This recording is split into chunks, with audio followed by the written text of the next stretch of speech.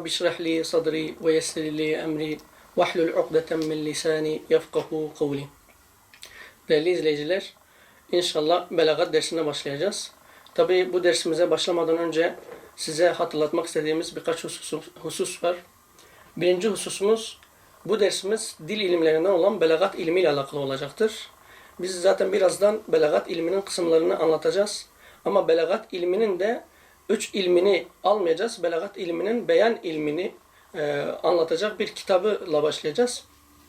Yani mesela belaga fulanun muradehu dediğimizde falan kes, falan kişi amacına ulaştı. Ya da mesela belaga rekbu el medinete dediğimizde kervan veya günümüz tabiriyle konvoy Medine'ye, şehire ulaştı anlamındadır.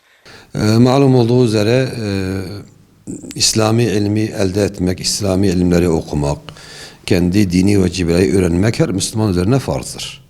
Mutlaka bilmesi, kendi ibadetlerinde bilmesi gereken kadarını öğrenmek ona vaciptir. Mutlaka öğrenmesi lazım ve okuması lazım. Bir de beşikten mezara kadar ilmi öğrenin düsturu Müslümanlar için en önemli düsturdur.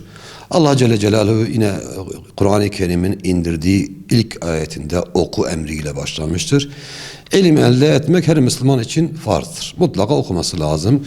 Kendi dini vecibelerini öğrenebilmesi için, hayatına tatbik edebilmesi için öncelikle ilimdir. Toplumumuzu en fazla tehdit eden de malum cehalettir. Cehalet toplumu geri bırakır ve sömürgecilerin yemi haline getirir. Ondan dolayı malum eski zamanlarda ve günümüze kadar insanlar İslami ilimleri ihya ve inşası için çalışmalar yapmışlardır. Bunu medreseleri yapmışlar, binalar yapmışlar. Bu şekilde kendi neslini, kendi döneminin şartlarına göre ne gerekiyorsa onu yapmış ve öğrenmişler. Öğretmişler çocuklarına. Biz de malum çeşitli itihad olarak bünyemizde çeşitli yerlerde medreselerimiz vardır. Ve gençlerimizi İslami ahlak üzerine, İslami kültür üzerine, İslami bilinç üzerine yetiştirmeye çalışıyoruz. Tabi bu şekilde alan olarak, bina olarak kısıtlı imkanlar vardır. Masraf da çok fazladır. Yeni dönemin şartları malum. Bu asrımızın belki en fazla etkin olan araçlarından birisi de sosyal medya üzerine yapılan çalışmalardır. Malum sosyal medya iki yönlüdür. Onu iyi de kullanabilirsin, kötü yönde de kullanabilirsin. Kötü yönde kullananlar bugün ciddi anlamda toplumu, kamuoyu yönlendiriyorlar şu anda.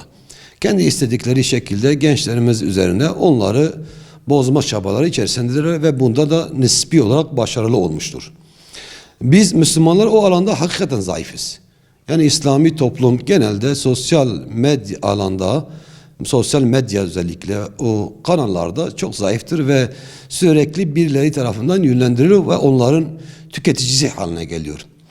Biz itihad olarak elbette küçük bir adımdır.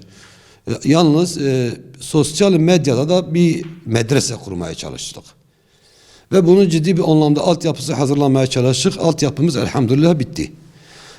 Şimdi bu kanalda ne olacak diye eğer sorulursa, malum bu kanalda medreselerimizde okunan bütün ilimler sosyal kanalımızda, bu YouTube kanalımızda hakeza okunacak.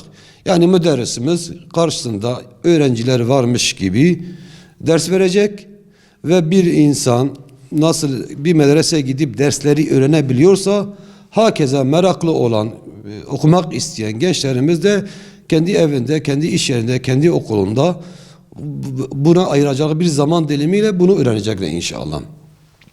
Bu şekilde daha birçok medrese ortamına girebilecek imkanı olmayan, çalışıyor bir şekilde İmam Hatip okuyor, bir şekilde ilahiyat okuyor, başka işlerle meşguldür, zamanı yok, medreseye kapanacak durumu da yoktur.